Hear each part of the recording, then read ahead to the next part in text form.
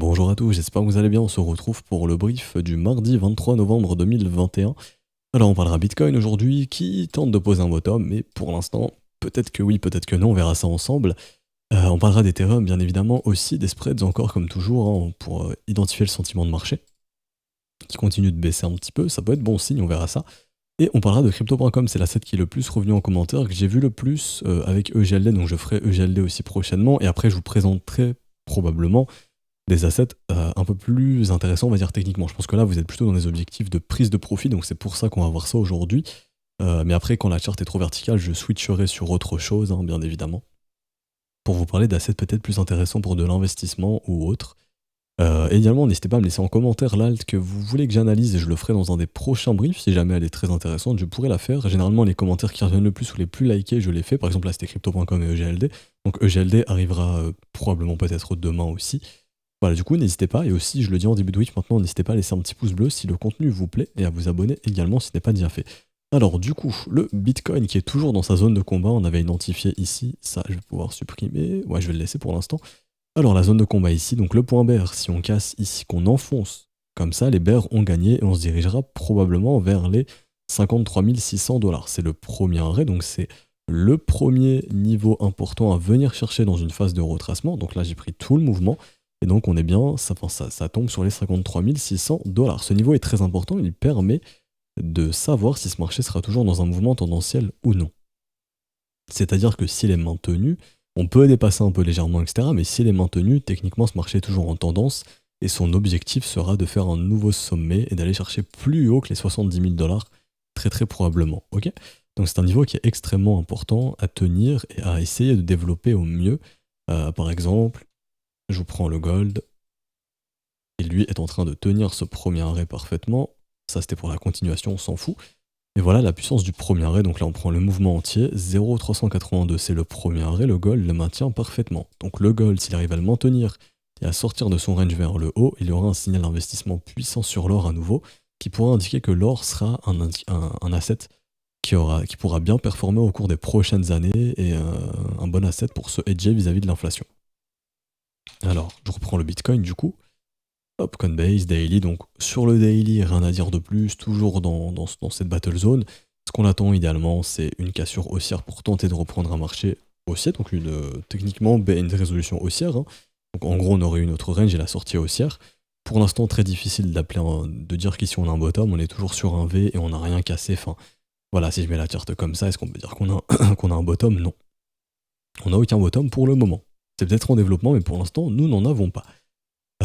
Alors pour le daily, je pense qu'il y a rien d'autre à dire de plus. Ah, le momentum, si on commence à avoir des W sur le momentum, on pourrait par la suite, voilà, commencer à développer notre bottom pour se reprendre. Ça c'est bon signe, le momentum est vraiment à surveiller, on va le surveiller de près. Les volumes vendeurs qui commencent à se calmer un petit peu, ça peut être aussi un indicateur, on surveillera ça.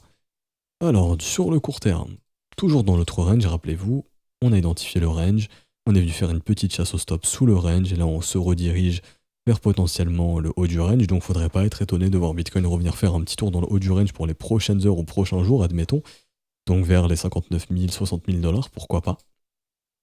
Ça c'est la première chose à noter. Au niveau du momentum, alors, on commence à avoir une nouvelle divergence ici, donc là c'est une divergence qui est potentielle, celle-ci est en train de se confirmer. Donc une nouvelle divergence, ce qui veut dire que techniquement, c'est ce qui pourrait justement justifier le fait de revenir tester le haut du range. Et si la grosse divergence se confirme, là on pourrait pourquoi pas ensuite continuer de ranger, faire quelque chose comme ça pour enfin reprendre une dynamique haussière. Parce que là je vois que les gens commencent de plus en plus à s'attendre à un fameux mouvement baissier, mais ça on l'avait vu ensemble, hein. C'est-à-dire que si jamais le prix consolide mais que eux les spreads baissent, je vais essayer de passer en 4 heures, ça se verra peut-être mieux. Là on voit que juste le fait de garder le prix en consolidation, les spreads continuent de baisser un petit peu. Donc par exemple sur le bottom on était environ à 31 $ de spreads, là on est à 27 $, donc ça baisse un petit peu. Est-ce que ce sera suffisant pour instaurer un sentiment assez négatif pour permettre au marché de repartir? On verra ça plus tard. L'histoire nous a dit que généralement des spreads à 29 $ ça reste assez élevé, le Bitcoin aime bien venir chercher plus bas, qu'on ait vraiment un mouvement de panique un peu plus important, ou en tout cas une capitulation vraiment bien matérialisée. Pour l'instant ça semble pas encore le cas sur Binance. Donc pour l'instant difficile pour moi d'un point de vue spread et sentiment de marché de vous dire qu'on a un bottom ici. Mais en tout cas ce qui est vraiment intéressant, c'est sur Scalpex Index. c'est le Fear and Greed qui repasse dans la peur. Donc on commence à repasser dans la peur, c'est-à-dire que quand on revient proche des 55 000, la peur s'installe. Donc je me dis que si on commence à aller un petit peu sous les 55, le sentiment bien baissier pourrait s'instaurer, et ça ce serait vraiment super. C'est ce qui pourrait justement permettre de poser un bottom ensuite. Ok. Hop. Donc rien de plus à dire honnêtement, juste que les divergences peuvent se dessiner, qu'on est en train de trouver faiblesse du côté des vendeurs. Les vendeurs ont du mal à enfoncer ce marché plus bas, donc les vendeurs se défendent bien. Si jamais on reste dans le range et qu'on continue de voir les spreads baisser, comme ceci, hop, et que là ça continue de ranger comme ça, on pourrait avoir justement le bottom et reprendre un mouvement haussier. Également, n'oubliez pas, ça on en a parlé hier, mais je le rappelle, nous avons le max pain price sur les options à 58 000, c'est-à-dire que pour qu'un maximum de gens perdent de l'argent sur les contrats options, il faut expirer à 58 000 $ le 26 novembre, donc vendredi.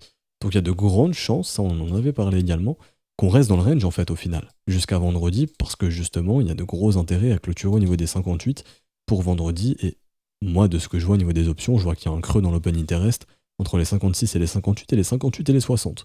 Donc je dirais en réalité qu'il y a plutôt majoritairement un intérêt à rester entre 56 et 60.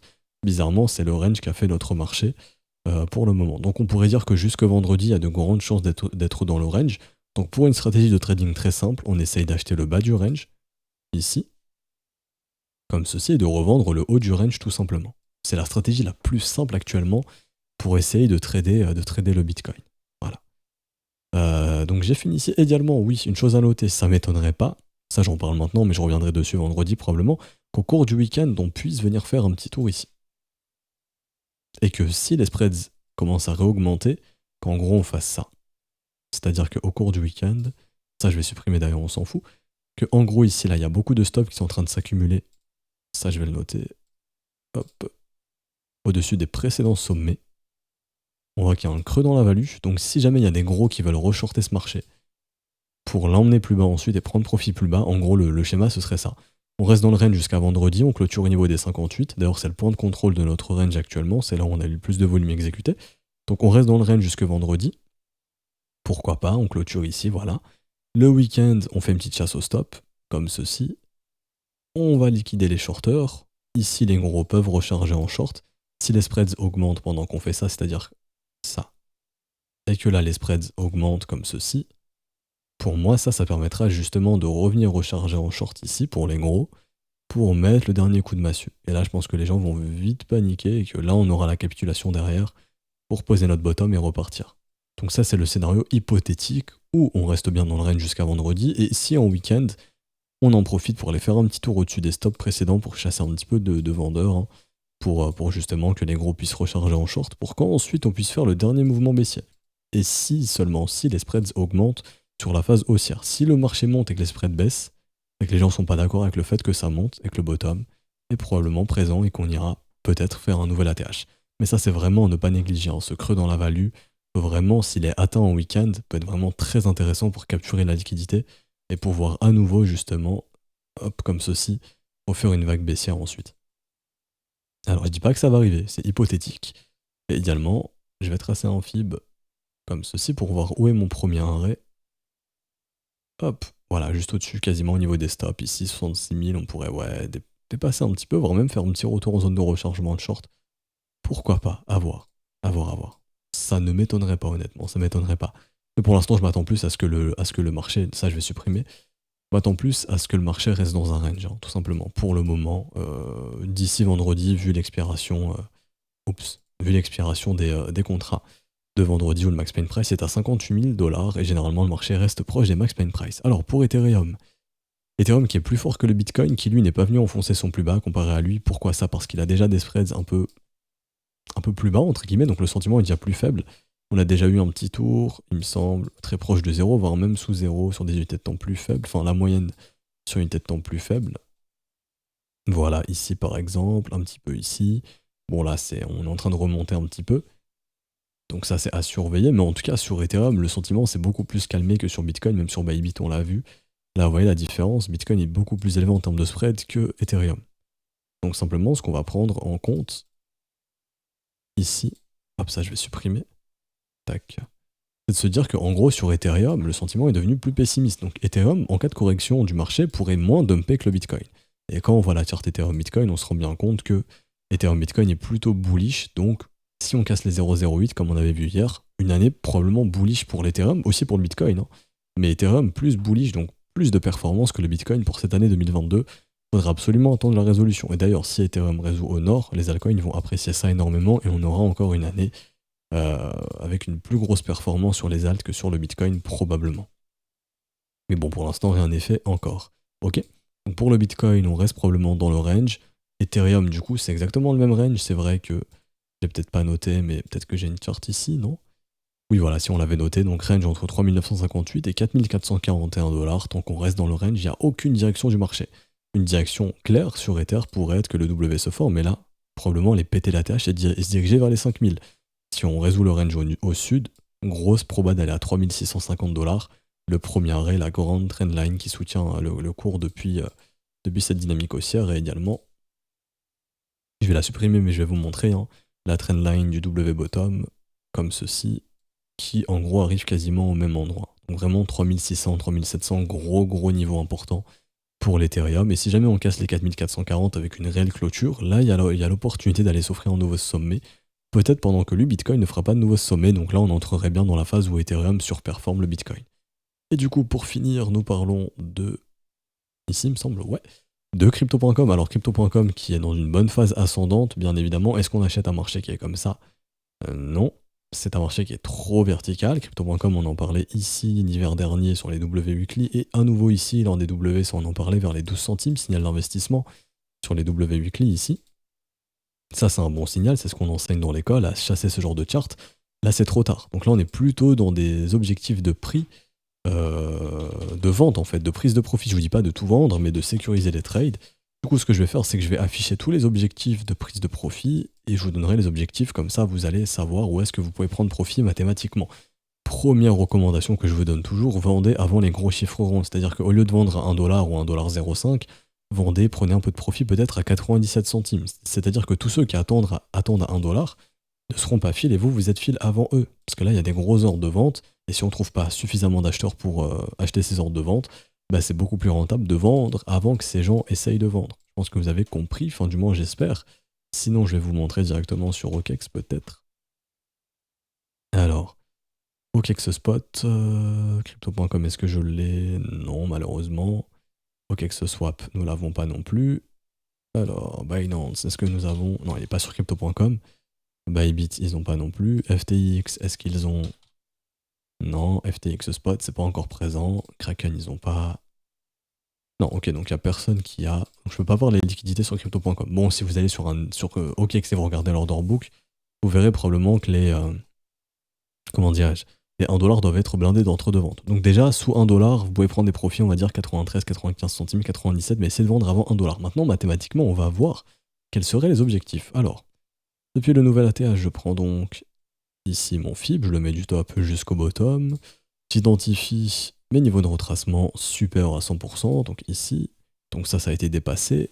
Donc j'ajoute les prochains niveaux, moi qui m'intéresse, 2,618. Hop, 3,618. Et 4,618. Hop, comme ceci. Donc, 3,618, on est venu dessus, 77 centimes. Objectif de profit, on voit que le marché a fait une petite mèche. On est sur un niveau de prise de profit actuellement. Ensuite, 4,618, 96 centimes, ça tombe bien, c'est avant les 1$, donc 96 centimes, bonne zone de prise de profit aussi. Ensuite, on va regarder avec d'autres niveaux, enfin d'autres façons de calculer. Donc là, je vais prendre ici mon bottom, mon top, mon bottom ici, ce n'est pas des Elliott Wave, c'est juste des extensions de Fibonacci. Et on va voir aussi les niveaux qui sont donnés. On va essayer de trouver des confluences, c'est-à-dire deux indicateurs mathématiques, enfin, deux outils mathématiques qui donnent le même prix, ça crée une confluence. C'est-à-dire que quand on a deux outils qui annoncent le même prix, enfin qui donnent le même objectif de prix, c'est une confluence de vente, on a plusieurs outils techniques qui se rejoignent au même endroit. Alors, ici, on a donc, ça on a vu, ensuite on a 86 centimes, donc avant les 96 qu'on avait vu, on a les 86 centimes. Ensuite on a, pardon, 1,08$, et ensuite on aura 1,30$. Maintenant, je vais voir depuis le développement du prix ici, voir si j'ai pas aussi d'autres objectifs mathématiques. Oui, je les ai. Je prends le bottom, je prends le top ici, je prends le bottom. 1,618, on est déjà dessus. Ensuite, on a de 618, 1,01$, donc ça arrive à peu près au même endroit. Donc là, on voit par exemple qu'il y a une confluence entre, ici, une zone de vente entre 92 centimes et 96 centimes. Ok. Donc ça à noter. Ensuite, on regarde si on n'a pas quelque chose de similaire ailleurs. Ah si, on a 5,618 ici et 3,618 ici. Donc nous avons, en zone de prise de profit, entre 1,30$ et 1,28$, prochaine zone de prise de profit. Ensuite, mathématiquement, je vais voir si je peux pas calculer autrement. Je vais diminuer l'unité de temps. Là, oui, je peux voir que oui. J'ai même, oui, plusieurs niveaux, je dirais même. Alors, là, on va voir ça. Je prends le précédent mouvement de retracement. J'ai les 100% 88 centimes. Ensuite, j'ai 1,02$. Ensuite, nouvelle confluence ici. C'est-à-dire que là, je peux étendre jusqu'au 1,25$.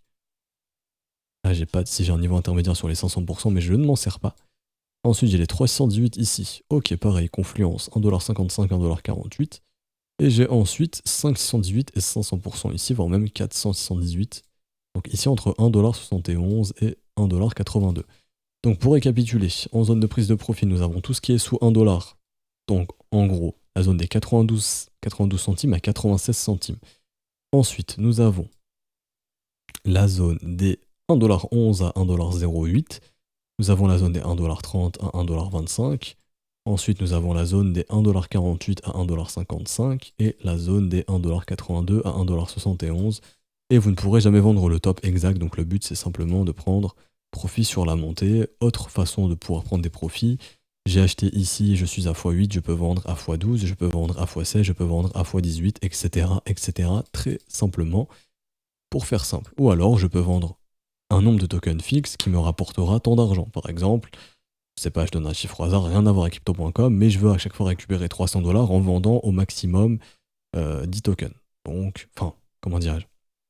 En gros, je vais récupérer tant de montants en vendant tant de tokens. Ça vous permet de savoir à quel niveau de prix vous allez vendre. Par exemple, si je veux pas vendre plus de 10 tokens à chaque fois, je sais que je vais devoir atteindre tel prix pour récupérer tel montant. Par exemple, si je veux récupérer 300$, je sais que ici, si je veux récupérer 300$, il faudrait que je vende, admettons, 300 crypto.com à 1$. Ok. Donc si je veux récupérer 300$ sans vendre 300 crypto.com, mais si je veux en vendre que 200 tokens, il faut calculer vous devez vendre à combien pour récupérer 300$ en ne vendant que 200 tokens, ce qui vous donnera du coup le prix de revente, tout simplement. Ok. C'est très simple et ça vous permet vraiment de bien, comment dirais-je, de bien vendre. Donc ici en gros, il faudrait vendre dans les 1,50$ si vous voulez vendre 200 tokens et récupérer 300$. Si je dis pas de bêtises, à vérifier, c'est bien ça, 200 fois 1,5. On est bon. Bon, corrigez-moi si jamais je dis une bêtise, mais normalement, c'est bien ça. Si je vends 200 tokens à 1,50$, je mets bien 300$ dans mes poches. Ok. Donc ça peut être un objectif. Je vais récupérer 300$, mais je vais vendre au maximum tant de tokens, donc c'est le prix que je vais vendre. Ok. Ensuite, on va regarder le momentum pour clôturer ce brief et voir s'il y a des signes de retournement ou non. Pour l'instant, le volume reste assez important. On va regarder au niveau du momentum. Ah, le momentum commence à diverger. Donc là, on commence à avoir une perte de momentum. Donc là, déjà, sur les objectifs de prise de profit avec les pertes de momentum, ici les divergences qui commencent à se confirmer, c'est pas un signal de vente, mais c'est un signal de prise de profit. En 4 heures. Après, on regarde en daily, il n'y a aucun signe de divergence. En 12 heures non plus, donc légèrement en 4 heures, voilà. Si vous vous fiez aux 4 heures, petite prise de profit à faire, rien de méchant. Techniquement, ça reste haussier, des W de continuation, c'est très positif. Donc aucun problème pour le moment. Autant le top peut être présent, et d'ailleurs ici, en 12 heures, on a bien une bougie d'hésitation, c'est-à-dire ici, un doji, et ça c'est la zone de combat actuelle, c'est-à-dire que si on casse au-dessus des 81 centimes, on va plus haut, si on casse sous les 69 centimes, là on déclenche une pattern de retournement pas très puissante, mais qui pourrait déclencher un retracement, probablement jusqu'à la zone de rechargement du précédent creux, donc ici, aux environs des 60 centimes à 55 centimes, si jamais. Donc ça coûte rien de prendre du profit ici et de reprendre plus haut si le marché monte, tout simplement. Également, dernière chose que je vais faire, c'est venir chercher le spread de crypto.com pour voir comment il est, est-ce qu'on a beaucoup d'euphorie ou non. Alors ici, je viens mettre, tac, crypto.com sur OKEx parce que c'est les seuls qui ont un contrat dérivé. Je mets CRO USDT ici, hop, comme ceci. Et donc là, je vois bel et bien que oui, il y a beaucoup d'euphorie sur crypto.com, ça peut être intéressant. de prendre des profits. Et si les gens sont bearish, le spread est négatif, c'est intéressant pour acheter. Le spread est très haussier, c'est intéressant pour prendre des profits. Trop tard pour acheter et intéressant pour prendre des profits. Bon, je vais remettre Bitcoin, mais pour l'instant on est sur des spreads très élevés, donc il y a beaucoup de FOMO. Ça peut être intéressant de sécuriser cette trade ici et de prendre des profits. D'ailleurs, pour ceux qui me demandent comment, enfin, je vois beaucoup en commentaire, c'est vrai que j'ai oublié d'y répondre. À chaque fois, j'oublie. Pour l'indicateur des spreads, comment ça marche? C'est un indicateur que j'ai fait moi-même ici. Et en gros, c'est très simple, vous avez juste à soustraire BTC USDT perp moins BTC USDT et tout ça sur Binance. Et du coup, vous aurez les spreads. Ce que j'ai fait personnellement, c'est que j'ai lissé l'indicateur du spread via une EMA13. Donc en gros, c'est ici, au lieu d'avoir mon spread ici, donc ça c'est juste le spread en fait qui bouge dans tous les sens. Et la lecture n'est pas tellement ouf. Ok. Donc oui, on voit le spread qui baisse, mais voilà, moi je veux une moyenne. Donc ce que j'ai fait, c'est que j'ai retiré ici la visu du spread et j'ai juste mis en fait une moyenne mobile MA13 qui vient lisser l'action du spread. Comme ça, je vois bien l'évolution des spreads ici. Tout simplement. Ok. C'est très simple. C'est pas un indicateur dispo sur TradingView, je l'ai juste fait moi-même. Ici pour le coup, enfin pour cet indicateur présent. Et c'est très simple à faire. Et pareil pour Bybit, hein, vous prenez BTC USD Bybit et vous le BTC USD perp de Bybit et vous allez soustraire BTC USD de Coinbase. Comme ceci en gros quoi. Hop, Bybit BTC USD moins Coinbase BTC USD et donc ici Binance BTC USDT perp moins Binance BTC USDT tout simplement. Voilà voilà. Du coup on va s'arrêter ici pour aujourd'hui, j'espère que ça vous aura plu. Si c'est le cas, n'hésitez pas à laisser un petit pouce bleu, à vous abonner si ce n'est pas déjà fait. À nous rejoindre sur Discord, c'est totalement gratuit, je vous mets le lien en description et en commentaire. Si vous souhaitez rejoindre l'école, n'hésitez pas à le faire également via les modalités crypto, donc tout est expliqué dans le Discord, dans la section bienvenue.